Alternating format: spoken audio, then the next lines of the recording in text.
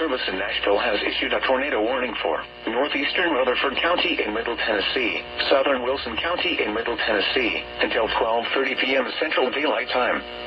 At 12:04 p.m. Central Daylight Time, a severe thunderstorm capable of producing a tornado was located near Rural Hill, or 11 miles southwest of Lebanon, moving east at 40 miles per hour. Hazard, tornado.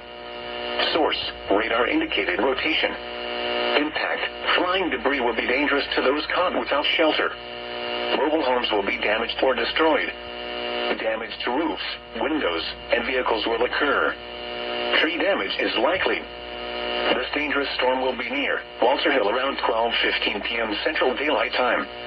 Other locations impacted by this tornadic thunderstorm include Cedars of Lebanon State Park, Milton, and Las Gases. This includes Interstate 840 between mile marker 61 and 70. Take cover now.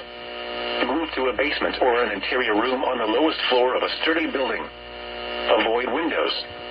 If you are outdoors, in a mobile home, or in a vehicle, move to the closest substantial shelter and protect yourself from flying debris.